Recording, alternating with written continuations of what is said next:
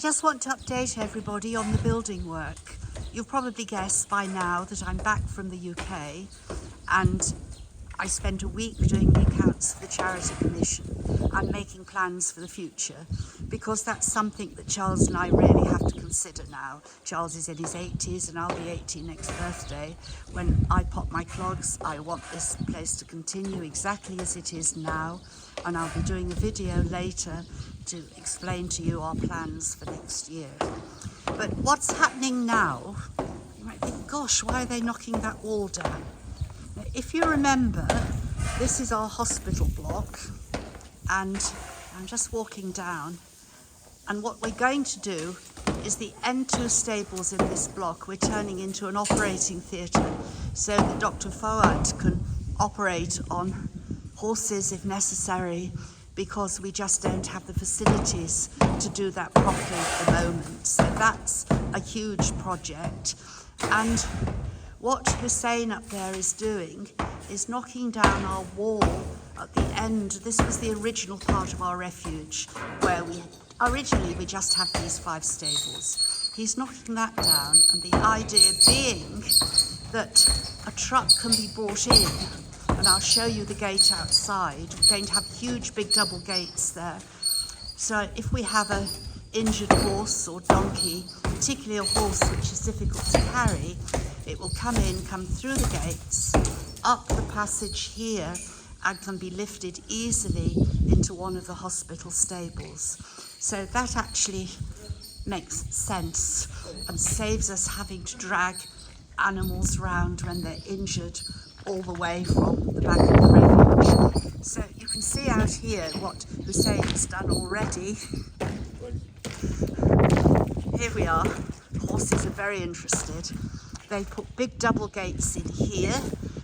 As I've explained before, this used to be one straight wall, and we just had one small gate into this paddock. Now the trucks can come round into this working area through this double gate, and they'll then be able to go through a double gate there straight into the hospital stables. Of course, we want to keep those hospital stables as they are for several reasons. We're cleaning them out at the moment.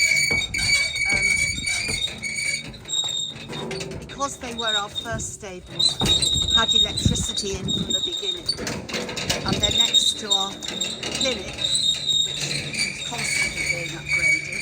So there's the clinic. It's got electricity, and they've all got fans in, so that these 2 rooms here will become the operating theatre. They'll all be cleaned up properly and tiled out. But we have got hoists, electricity, fans, all the things that are required. So it would be far too expensive to try and build the block elsewhere.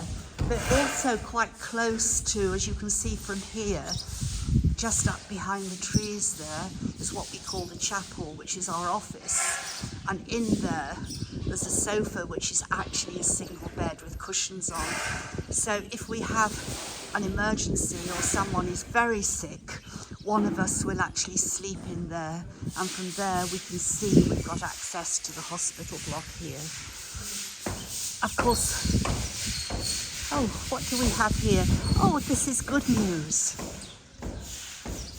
Do you remember us bringing in the horse with the badly broken leg? And we thought, well, she is weight bearing, so she'd absolutely collapsed, and we wondered if we could save her. Well, obviously we have. She's out in the hospital paddock now, which is excellent news. She's out here with the donkeys having a good old scratch, and as long as she's not in pain, there's no reason at all why she can't have a decent retirement. So that's all for now. We're waiting for visitors later this morning, but Abdu and both Abdons are cleaning these stables and sterilising them out now. It has to be done periodically. I mean, they're cleaned out every day, but sometimes they need a deep clean. So it's constant renovation, constant building, We're waiting for the roof to go on down the bottom because we've got new stables down there. And there's our little Yorkshire Terrier who's being chased off. And there's Holly, our Sloggy. Here's the Yorkshire Terrier. Come on, Mozart. Come on, there we go. Okay, so bye for now.